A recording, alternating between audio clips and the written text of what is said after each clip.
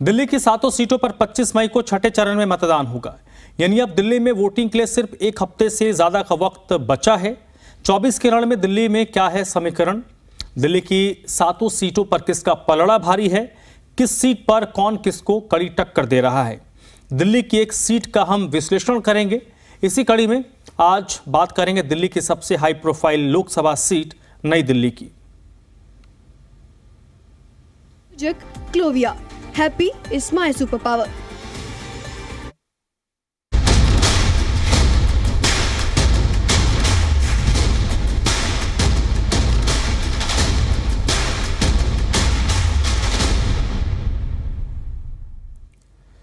दो 2024 के रण में दिल्ली की नई दिल्ली लोकसभा सीट बेहद हाई प्रोफाइल है। नई दिल्ली सीट पर इस बार 2 वकीलों के बीच मुकाबला है। बीजेपी की तरफ से बांसुरी स्वराज चुनाव लड़ रही हैं, तो इंडिया गठबंधन के तहत आम आदमी पार्टी की ओर से सोमनाथ भारती मैदान में हैं। बांसुरी स्वराज और सोमनाथ भारती दोनों ही वकील हैं।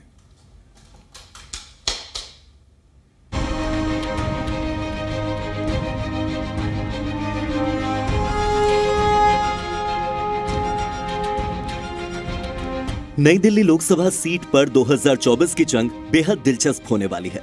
इस बार नई दिल्ली लोकसभा सीट पर लड़ाई बीजेपी और आम आदमी पार्टी के बीच है। पिछले 2 लोकसभा चुनावों से नई दिल्ली की सीट बीजेपी के पाले में है और बीजेपी 2024 में यहां जीत की हैट्रिक लगाना चाहेगी। इधर आम आदमी पार्टी बीजेपी के विजयी अभियान को रोककर नई दिल्ली सीट पर कब्जा जमाना चाहेगी। 2024 के चुनाव में नई दिल्ली सीट पर मुकाबला बीजेपी की बांसुरी स्वराज और आम आदमी पार्टी के सोमनाथ भारती के बीच है। 2014 और 2019 के लोकसभा चुनाव में इस सीट पर बीजेपी की मीनाक्षी लेखी ने जीत हासिल की, लेकिन 2024 के इस चुनाव में बीजेपी ने यहां से उम्मीदवार बदल दिया और पूर्व केंद्रीय मंत्री बीजेपी की वरिष्ठ नेता रही सुषमा स्वराज की बेटी बांसुरी स्वराज को मैदान में उतारा। बांसुरी स्वराज का मुकाबला दिल्ली की केजरीवाल सरकार में कैबिनेट मंत्री रहे सोमनाथ भारती से है। सोमनाथ भारती दिल्ली के मालवीय नगर विधानसभा सीट से 3 बार के विधायक हैं।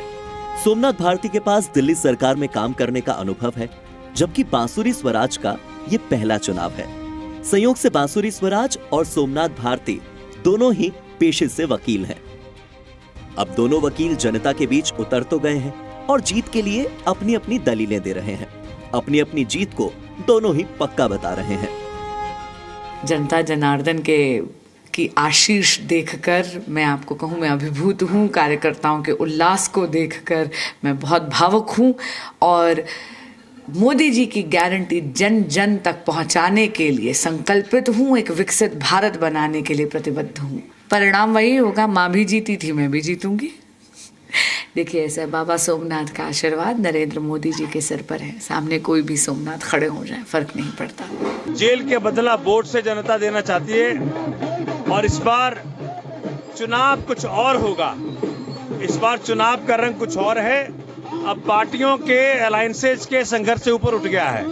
अब ये चुनाव लोकतंत्र को बचाने के लिए है, संविधान को बचाने के लिए। जनता कह रही है कि चुनाव हो गया है भारतीय जनता पार्टी और भारतीय जनता के बीच में। इसलिए इस बार मोदी जी का हो गया जितना होना था। इस बार भारत के अंदर लोकतंत्र वापस आएगा। नई दिल्ली लोकसभा सीट बेहद ही हाई प्रोफाइल सीट है। इस संसदीय क्षेत्र में राष्ट्रपति से लेकर प्रधानमंत्री, केंद्रीय मंत्रिमंडल के सदस्य और सांसद समेत कई बड़ी हस्तियां आती हैं। नई दिल्ली संसदीय क्षेत्र के तहत ही दिल्ली की नई दिल्ली विधानसभा सीट भी आती है और इसी विधानसभा सीट से दिल्ली के मुख्यमंत्री अरविंद केजरीवाल एमएलए हैं। नई दिल्ली लोकसभा क्षेत्र में विधानसभा की 10 सीटें आती हैं और 10 ही सीटों पर आम आदमी पार्टी काबिज है। नई दिल्ली लोकसभा सीट 1951 में वजूद में आई थी। इस सीट पर अब तक 6 बार कांग्रेस और 5 बार बीजेपी जीती है। बीजेपी को नई दिल्ली लोकसभा सीट पर साल 1991 में जीत मिली थी, जब बीजेपी के लाल कृष्ण आडवाणी ने कांग्रेस के राजेश खन्ना को हराया था। नई दिल्ली लोकसभा सीट साल 2014 से ही बीजेपी के पास है। साल 2014 के लोकसभा चुनाव में बीजेपी की मीनाक्षी लेखी ने आम आदमी पार्टी के आशीष खेतान को बड़े अंतर से हराया था।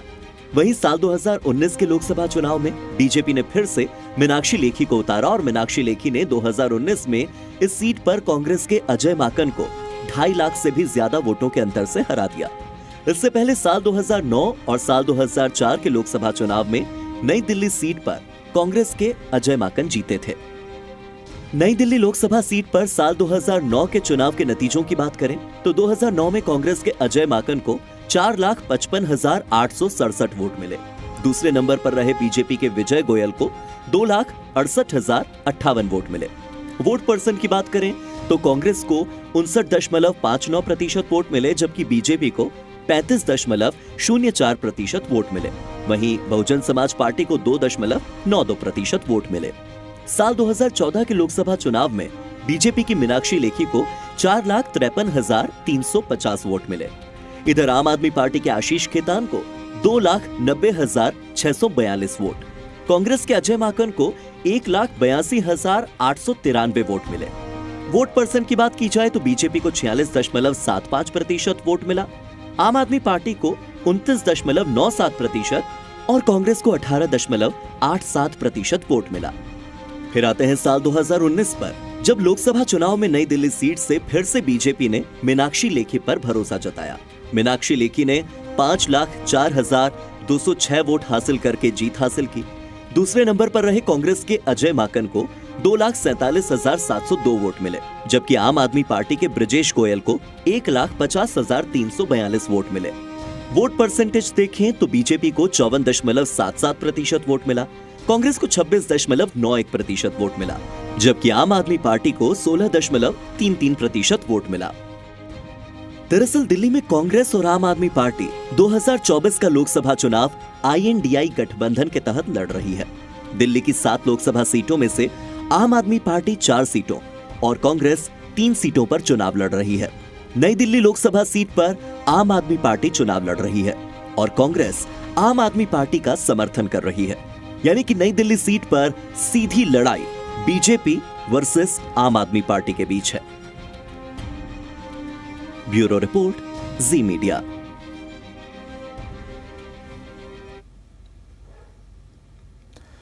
नई दिल्ली लोकसभा सीट बेहद खास है, तो आइए समझते हैं कि इस संसदीय क्षेत्र के मुद्दे क्या हैं और क्षेत्र की जो जनता है, क्षेत्र का वोटर, वो क्या कुछ कह रहा है। 2024 चुनाव में क्या रहेंगे मुद्दे, इनको जानने के लिए हम लोग पहुंचे हुए हैं टैंक रोड, और ये न्यू दिल्ली लोकसभा सीट में आता है ये इलाका। और यहाँ पर हम जनता से जानेंगे कि आखिर में कौन से ऐसे मुद्दे हैं, किन मुद्दों को लेकर के जनता वोट देने के लिए जाएगी, क्या प्रत्याशी या जो पहले यहाँ के सांसद थे उन्होंने काम किया कि नहीं किया, क्षेत्र में कितना विकास हुआ है। दिलचस्प मुकाबला होने की संभावना जताई जा रही है, क्योंकि आम आदमी पार्टी और कांग्रेस के तरफ से यहाँ पर सोमनाथ भारती को मैदान में उतारा गया है और उसके साथ ही साथ यहाँ पर बीजेपी की तरफ से बांसुरी स्वराज हैं और ये हाई प्रोफाइल सीट मानी जाती है। आज व्यापार में व्यापार नहीं है। मोदी जी कहते थे हवाई चप्पल पहनवाना, हवाई जहाज में उड़ेंगे, लेकिन आज तो पैरों में हवाई चप्पल भी नहीं है। जनता को क्या चाहिए, जो उसका फायदा हो, जो जनता का फायदा हो। और जब जनता को जो 15 लाख का भी वादा किया था, तो जुमले में आ गए। क्या नाम है आपका? मेरा नाम राजेश टुटेजा है और मैं व्यापारी होने के साथ साथ मैं फक्र महसूस करता हूं कि मैं हिंदुस्तान का एक बहुत अभिन्न हिस्सा हूं और आज मैं अपने आप को एक अच्छा नागरिक महसूस करता हूं मोदी जी के आने के बाद। कांग्रेस और झाड़ू के तिल्ले बिखर रहे हैं और वो कांग्रेस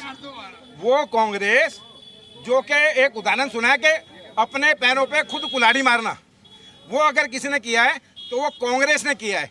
जिस शीला दीक्षित के खिलाफ केजरीवाल जी बंदर की तरह सीढ़ियों पे चढ़ के वो दिखाते थे, देखिए मैं आते ही शीला दीक्षित को जेल में डालूंगा, मैं आ गया तो ये पानी घोटाला खोलूंगा, मैं आ गया तो ये करूंगा।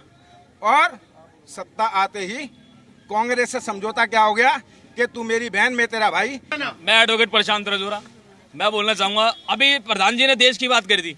देश को चलाने के लिए एक तो देश को लेके साथ चलना पड़ता है और देश के लिए ना तो धार्मिक बातें होती है, बिल्कुल नहीं, ये धार्मिक बातें और ये और बीजेपी के पास और बोलने दो बीजेपी के पास सिर्फ धार्मिक मुद्दे हैं, इन पे कुछ नहीं है, देश को बढ़ाने के लिए कुछ नहीं है और युवा को आगे बढ़ाने के लिए कुछ मुद्दा नहीं है।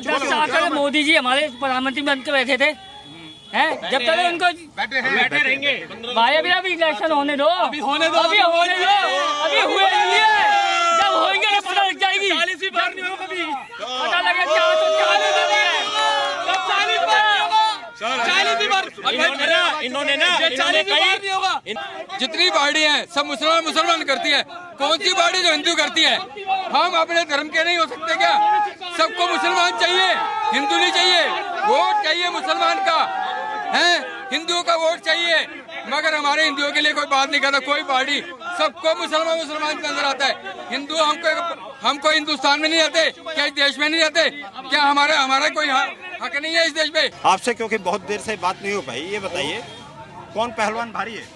हमने सोमनाथ भारती जी भारी पड़े। नहीं जी नहीं, भारतीय जनता पार्टी हाल में भारतीय जनता पार्टी है। आपके एक मिनट ये भाई साहब से मैं बहुत पहले मिला मैं लेकिन मिले और उसके बाद भाई साहब मिले ही नहीं। भाई साहब मैं एक बात कहना चाहता हूँ, मैं एक व्यापारी हूँ और टैंक रोड पर 20 साल से मैं यहाँ पे काम कर रहा हूँ। आज ये लोग बाग जो है अपोजिशन की पार्टी के लोग जो मोदी के समर्थक नहीं है वो कहते हैं जीएसटी में फायदा नहीं हुआ। मैं उन तमाम लोगों से पूछना चाहता हूँ आज से 10 साल पहले या 15 साल पहले इनके पास कौन सा व्हीकल होता था? सबके पास स्कूटर होते थे या मारुति 800 होती थी। आज 10 साल में इतनी गाड़ियाँ की फैक्ट्रियाँ लग गई हैं, सबके पास सिडान गाड़ी है जो 10 लाख से नीचे नहीं आती है, सबके पास है। पर मारुति 800 नहीं है, कहाँ से आ रहा पैसा? जीएसटी दे रहे हैं, प्रॉफिट हो रहा है तभी तो खरीद रहे हैं, कहाँ से आया पैसा? तो मतलब इसे मैं अंतिम एक छोटा केवल पूछ लेता हूँ मैं कौन भारी है ये बस बता। देखिए जो जनता का काम करेगा, जिसने देश में पूरे वर्ल्ड में नाम किया है वही सब पे राज करेगा। आपसे पूछूंगा मैं कौन भारी? सर आज मैं मानता हूँ मेरे वोट की वैल्यू है, आज हमारा हिंदुस्तान भारी है। ये तमाम दावे और तमाम वादे दावे के साथ ही यहाँ पे पूरी जनता के बीच में थे और तमाम कई एक मुद्दों को लेकर के यहाँ पर जनता मुखरता से अपनी बातों को रखी है। लेकिन क्योंकि 25 तारीख को जब चुनाव होगा और वोटिंग होगी तो देखना ये होगा कि आखिर में कौन इस पे भारी है, किसको यहाँ पर बहुमत मिलती है, क्या कौन जीतता है। ये 25 तारीख को वोटिंग होगी और 4 तारीख को जब रिजल्ट आएगा तभी पता चल पाएगा। कैमरामैन दीपक के साथ राहुल मिश्रा, जी मीडिया। तो नई दिल्ली लोकसभा सीट के गणित को हम समझने की कोशिश करेंगे। इस वक्त मेरे साथ 2 मेहमान जुड़ चुके हैं। शुभेंदु शेखर अवस्थी जी हैं, प्रवक्ता हैं भारतीय जनता पार्टी के, और शांति स्वरूप जी हैं, कांग्रेस पार्टी के नेता। आप दोनों का बहुत बहुत स्वागत। आप दोनों को मुझे बताने की जरूरत नहीं है कि भारत के नक्शे पर नई दिल्ली संसदीय क्षेत्र का महत्व क्या है, ये अपने आप में हाई प्रोफाइल है। तो शुभेंदु जी सबसे पहले आप ही शुरू कीजिए, क्योंकि आप वहाँ के सिटिंग सांसद आपकी पार्टी से हैं और बांसुरी पहली बार चुनाव लड़ रही हैं वहाँ से। कितना महत्वपूर्ण ये सीट आपके लिए है और आप कितना इस लड़ाई में खुद को आगे मान रहे हैं? देखिए धर्मराज जी, जैसी हमारी भारत की सभी सीटों पर हम चुनाव लड़ते हैं उसी तरीके से हम न्यू दिल्ली की सीटों पर चुनाव लड़ रहे हैं। छोटे छोटे पन्नों तक हमारे प्रमुख लोग बैठे हैं, काम कर रहे हैं। वहीं एक भी व्यक्ति, न्यू दिल्ली कॉन्स्टिट्यूंसी की बात कर रहा हूं, एक भी व्यक्ति यहां पर कांग्रेस का नहीं दिखाई दे रहा। जो थोड़े बोड़े लोग आम आदमी पार्टी के दिखाई दे रहे हैं वो भी कहीं कांग्रेस के साथ मिलकर कोई चुनाव प्रचार भी नहीं कर रहे हैं। तो आज की स्थिति में हमको ऐसा महसूस होता है कि हम लगभग 5 लाख वोटों से, फिर से कह रहा हूं, हमारे साथ शांति स्वरूप जी हैं, हमारे सीनियर हैं, नेता हैं कांग्रेस के, लगभग 5 लाख वोटों से हम न्यू दिल्ली सीट को जीत रहे हैं। और इतने दिनों में इस चुनाव का जो प्रचार, जब से ये सीट डिक्लेयर हुई है, बांसुरी जी का जो व्यवहार है लोगों के बीच में, जिस तरीके से लोगों के बीच में जाके उन्होंने दिल जीता है लोगों का, उनका जो बड़ा बिल्कुल जमीन पर जुड़ा हुआ जो वर्ताव है, उससे जनता बहुत खुश है, कार्यकर्ता बहुत खुश है। जिस तरीके से 7 सीटें हम जीत रहे हैं, ये सीट भी जो न्यू दिल्ली की सीट है उसमें कि हम जीत रहे हैं। और पहली बार कांग्रेस के अध्यक्ष, उनकी सोनिया गांधी जी और बाकी जो परिवार है, गांधी परिवार है, वो कांग्रेस को वोट ना डाल के झाड़ू पे वोट डालेगा। ये भी दुर्भाग्य है। और एक और चीज कहूंगा मैं, एक लास्ट लाइन कहूंगा धर्मराज जी, कि हमको नहीं समझ में आ रहा कि गठबंधन से इनको फायदा हुआ है या नुकसान हुआ है। यदि हम अपनी गणित समझाएं तो ये गठबंधन नहीं करते तो कांग्रेस अच्छा चुनाव लड़ता है। ठीक है। शांति स्वरूप जी, सर गठबंधन के तहत ये सीट आम आदमी पार्टी को गई है। सोमनाथ भारती यहाँ से आम आदमी पार्टी के प्रत्याशी हैं। जैसा कि उन्होंने कहा कि कांग्रेस के कई बड़े नेता और कई देश के नामचीन शख्सियत उस क्षेत्र में, उस लोकसभा सीट के अंतर्गत वोट डालते हैं और उनको झाड़ू में इस बार वोट डालना पड़ेगा। मैं ये समझना चाहता हूं आम आदमी पार्टी को आप कितनी उस लड़ाई में मान रहे हैं, और जो उन्होंने कहा कि कांग्रेस कहीं वहां उस सीट पर नजर नहीं आ रही है, तो उस पर भी काइंडली आप रिस्पॉन्ड कर दें। मेरे अजीज मित्र ने अपनी बातें रखी हैं, उनकी पार्टी की तरफ से आप क्या कहना चाहते हैं, आपने अपनी बातें कही, लेकिन मैं कांग्रेस का वर्जन आपके सामने रखना चाहता हूं। कांग्रेस ने हमेशा देश की आजादी से लेकर और आज तक सभी के साथ समन्वय बनाकर, चाहे वो मतदाता हो या बुद्धिजीवी समाज हो, जितने भी लोग हों, उन सबके साथ जुड़कर जो है काम किया है। अभी चुनाव का जो सिनेरियो बना हुआ है नई दिल्ली का, नई दिल्ली के भौगोलिक क्षेत्र को आप देखेंगे तो इसके अंदर जो है ग्रामीण पृष्ठभूमि से लेकर सरकारी कर्मचारी और सरकारी कर्मचारियों से लेकर आपके छोटे दुकानदार और बड़े दुकानदार, शोरूम तक भी यहाँ पर हैं और मजदूर भी हैं। ये एक छोटा, अभी हिंदुस्तान की राजधानी अगर दिल्ली है तो दिल्ली जो है, ये मान के चलिए कि नई दिल्ली सीट ये हिंदुस्तान का एक छोटा, जिसके अंदर कन्याकुमारी से लेकर और आप कश्मीर तक के लोगों को यहाँ पर रहते हुए देख सकते हैं, चाहे वो झुग्गी में रहता हो या कहीं भी रहता हो। लेकिन मेरा सवाल आज ये है कि आज आप जो है सरकारी कर्मचारियों की दुर्दशा देख सकते हैं आज क्या हो रखी है। उनको जब अजय माकन जी ने छठा वेतन आयोग लाए थे, उसके बाद से आज तक जो सरकारी कर्मचारी अपने आप को ठगा सा महसूस करते हैं। उनको जो है जो राहतें और जो पैकेजेस होते हैं जो एक सरकारी कर्मचारी को, वो अभी तक नहीं दिए गए। दूसरा, आप सरकारी कर्मचारियों के आवास को देख लीजिए। आज 2014 से लेकर अभी तक आप RK पुरम सेक्टर 6 की और 4 की, 2 की, 5 की बात करना चाहता हूं, या सेवानगर की बात करना चाहता हूं, या कई कॉलोनीज जो है अपनी आश्रम में भी, इसमें भी है पहाड़गंज में। आप इनकी स्थिति देख सकते हैं कि कब वहां पर छोटी मोटी घटना ऐसी घट जाए, किसी के आज जो है छत गिर रही है, किसी का प्लास्टर गिर रहा है, लेकिन अभी तक DDA ने या सरकारी कर्मचारियों के उनके बारे में कुछ नहीं सोचा। दूसरा, यहाँ पर लॉ एंड ऑर्डर की इतनी बड़ी प्रॉब्लम्स क्रिएट हो चुकी हैं, जिसके अंदर आप सरेआम देख सकते हैं कि अभी पीछे घटना हुई थी आज से लगभग 6 महीने पहले, कि आपने देखा होगा 2 बेटियों को सरेआम गोली मार दी गई, लेकिन उनको अभी तक न्याय नहीं मिला है, वो भी चुप बैठे हुए हैं। तीसरा, आप जितनी भी यहाँ पर जो गांव की पृष्ठभूमि है, उनके गांव के जितने मुद्दे हैं, उन मुद्दों में मैं मान के चलता हूं कि दिल्ली का भी जितना रोल है उतना ही केंद्र सरकार का है। पॉल्यूशन को लेकर आप चल लीजिए, पॉल्यूशन आज पूरी दिल्ली के अंदर है, लेकिन RK पुरम IQ कितना बढ़ा हुआ है इसे आप देख सकते हैं।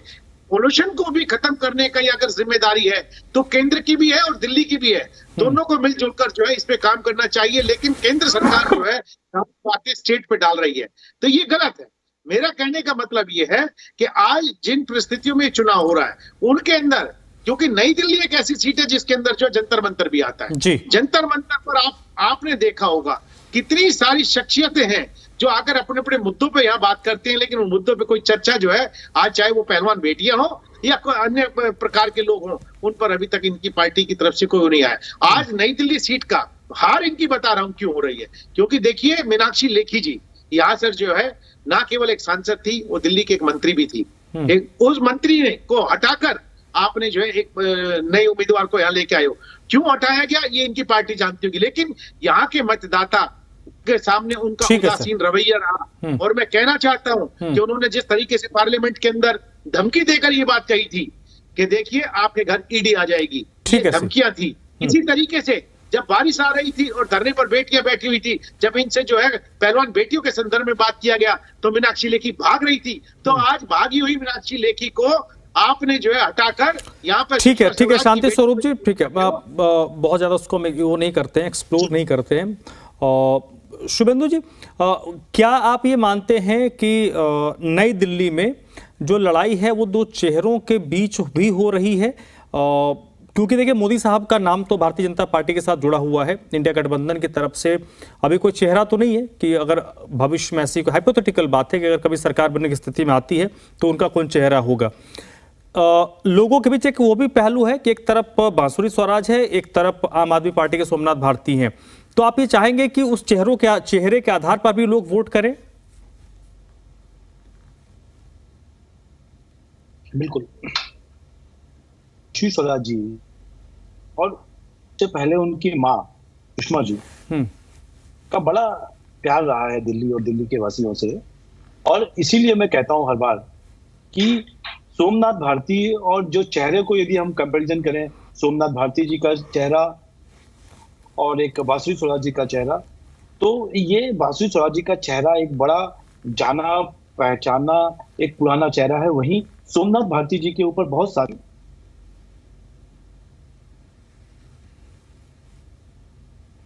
का नाम आया, उनकी पत्नी का नाम आया, ये सब जो मैटर्स आए वुमेन्स के साथ कंप्लेंट्स के, उसको देखते हुए बिल्कुल है ही नहीं। दूसरा बहुत सारे विजुअल दिखा रहे थे जिसमें भारती जी चल रहे हैं, लोग भी हैं, किसी एक विजुअल में मैं शांति स्वरूप जी कोई बात इधर उधर की नहीं कर रहा हूं, जो मैं देख रहा हूं वो जनता भी देख रही है। किसी एक विजुअल में कोई कांग्रेस का नेता भी क्या सोमनाथ भारती जी के साथ चलता हुआ, कहीं प्रचार करता हुआ या कहीं वोट मांगता हुआ दिखाई दिए तो आप वो विजुअल मेरे को दिखाइएगा। अभी तक नहीं हुआ है। आप आज के बाद से कुछ कर लो, कॉम्बिनेशन बना लो। मैं बार बार कहता हूं दल मिल गए पर दिल नहीं मिले। वो चाहते नहीं है कि कांग्रेस यहां पर खड़ी हो, और कांग्रेस पूरा का पूरा परिवार, पूरा, मैं आज कह रहा हूं, आज भी कांग्रेस के लगभग 250 लोग जो नीचे ब्लॉक तक के लोग थे उन्होंने भारतीय जनता पार्टी ज्वाइन करी है, अरविंदर सिंह लवली और अमित मलिक के साथ में। तो कांग्रेस का कोई, मैं तो कह रहा हूं कि जिस दिन वोटिंग होगी इस तारीख तक झंडा उठाने वाला दिल्ली में कोई नहीं मिलेगा। तो ये जो वोट थे कांग्रेस के 22% वोट थे, एक तो 22% ज्यादा वोट थे, मींस 18% आम आदमी पार्टी को मिला था, 22% कांग्रेस को मिला था। उसके बाद भी ये 3 ही सीट पर चुनाव लड़ रहे हैं। अभी मैं कहता हूं कि इन दोनों के वोट ट्रांसफर पर मिलके वोट नहीं पड़ेंगे, और हमको लगता है टोटल वोट 20-22% टोटल वोट का इनको मिलेगा, जो पहले जोड़ देंगे तो 40% था। हमारा 56, 56%, 57% वोटिंग था, और हम बड़े आराम से यहाँ जीत रहे हैं। यहाँ कोई और फैक्टर भी नहीं चलता, केवल मोदी जी का नाम चल रहा है, और इस नाम में और मोदी जी के काम से ये कितनी भी बात कर ले। आज देखिए किदवई नगर और जो पूरा का पूरा नया पूरे उसके बिल्डिंग्स डेवलप हो रही है, ये नया आप समझ लीजिए G20 का प्रोग्राम कराया था, तो इतना अच्छा प्रोग्राम हुआ कि पूरे विश्व ने उसको सराहा था। तो NDMC सजी हुई थी, दिल्ली भी जो आता है जनता वोट दे रही है, और बड़े मन से बांसुरी जी को वोट दे रही है। हमको लगता है 5 लाख से भी ज्यादा वोटों से वो जीतेंगे। ठीक है, शांति स्वरूप जी, बार बार ये बात आ रही है सर कि कोऑर्डिनेशन आम आदमी पार्टी में और कांग्रेस पार्टी में नजर नहीं आ रहा। तो मुझे लगता है कि विपक्षी पार्टी जब इस तरीके के आरोप बार बार रिपीट कर रही है तो एक बहुत स्ट्रांग मैसेज आपके तरफ से कन्वे होना चाहिए, और वो शब्दों के जरिए नहीं, वो ग्राउंड पर नजर भी आना चाहिए। देखिए, ये बात मैं इनकी बिल्कुल सहमत नहीं हूं। कल की ही बात है, हमने RK-पुरम सेक्टर 1 में, वसंत विहार में और करोल बाग में स्वयं मैं उस मीटिंग में मौजूद था। हमने बिल्कुल भी ये नहीं है, इंडिया गठबंधन वो किसी एक व्यक्ति का नहीं है, वो देश के तमाम उन नेताओं ने जो है अपना सब त्याग और तपस्या के तहत, क्योंकि आज देश के अंदर माहौल इतना बिगड़ चुका, उस माहौल को सुधारने के लिए आज सब लोग इकट्ठा हुए हैं। और आप हमें ये क्यों कहते हो कि भाई आम आदमी पार्टी के साथ जो है आज कांग्रेस साथ नहीं है? आम आदमी पार्टी के लिए आदेश जो है हमारा शीर्ष नेतृत्व ने स्पष्ट कह दिया है कि इस बार दिल्ली के 7 लोकसभा चुनाव के अंदर जहां पर 3 पर हम लड़ रहे हैं, वहां पर 3 पर जो है हाथ पर वोट डाल रही है, और 4 पर ये लड़ रहे हैं, वहां झाड़ू पर वोट डाल रहे हैं। ये सर्टिफिकेट देने वाले आप कौन होते हैं कि इस बार वोट जो है ये भारतीय जनता पार्टी को करेंगे? अरे बल्कि भारतीय जनता पार्टी के लोग तो स्वयं ये कह रहे हैं कि इस बार पहली बार ऐसा होने जा रहा है कि दिल्ली की 60 सीटें जो है पिछली बार वहां गई थी, 60 हम जीतने जा रहे हैं। दूसरी बात देखिए, जो बात आप कह रहे हैं जी, ये कौन कह रहा है? जवाब तो सुनो, नाम तो बता दो, नाम तो एक तो नाम बताओ, कौन कह रहा है? किसके लिए? कौन कह रहा है? ये भारतीय जनता पार्टी के लोग कह रहे हैं कि 7 सीटें जीतने। आप ये कह दूं कि रमेश कह रहे थे, सुरेश कह रहे थे, आज जनता का जो मतदाता है नई दिल्ली का, अच्छा हवा में आपने अभी कहा भारतीय जनता, अभी आपने कहा भारतीय जनता पार्टी के कार्यकर्ता कह रहे हैं, तो एक तो नाम बता दो। ये हवा में खाली बोलने के लिए कहते हैं आप? अरे भैया आप हवा में कहा बात मत करिए, हवा में हम भी नहीं कर रहे। अब आप ये कहेंगे कि वो बात कह दीजिए। मैंने कहा था नाम बताओ ना। अरे नाम बताओ। मैंने तो कहा आपके सामने इतने विजुअल चल रहे हैं। अरे शांति स्वरूप जी, आप बड़े सीनियर हैं, आपके सामने इतने विजुअल चल रहे हैं, एक फोटो को दिखा दीजिए जिसमें आम आदमी पार्टी का व्यक्ति के साथ कांग्रेस का व्यक्ति अपना नहीं, मुझे लग रहा है शांति स्वरूप जी, मुझे ये लग रहा है कि जिस तरीके से दिल्ली में विपक्ष के नेताओं का प्रचार प्रसार होना चाहिए, जो बड़े चेहरे जो आम आदमी पार्टी के हैं, कांग्रेस को, जैसे एक तस्वीर मुझे याद आ रही है, अरविंद केजरीवाल ने जयप्रकाश अग्रवाल के लिए रोड शो किया जिसमें उन्होंने कहा कि यहाँ पे झाड़ू नहीं होगा, यहाँ पे हाथ होगा, तो आपको हाथ का बटन दबाना है। तो एक वो समझ में आता है। इस तरीके की जो बड़ी सभाएं हैं जिसमें बड़े बड़े जो चेहरे हैं आम आदमी पार्टी के भी और कांग्रेस के, वो एक दूसरे के साथ नजर आए, वो उस पर वो बात कह रहे हैं।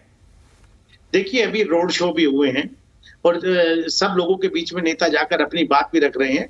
दिल्ली प्रदेश कांग्रेस कमेटी के अध्यक्ष आदरणीय देवेंद्र यादव जी ने और बावरिया साहब ने, हमारे जनरल सेक्रेटरी ने स्पष्ट रूप से कांग्रेस के कार्यकर्ताओं को निर्देश दिया है कि हम लोगों को इस बार दिल्ली की 7 सीटों पर अपना मतदान करना है और इन लोगों को हमने जिताना है। दूसरा ये कि आप बार बार ये बात कह देते हैं कि किसने ये बात कही और आप विजुअल दिखा दीजिए। अब विजुअल मैं अपने जो है फोन से आपको दिखा सकता हूं कि कल की सभा हमने बोली, कल हम वहां बोले, लेकिन सवाल अब ये नहीं है कि आप हमें भटकाओ मत।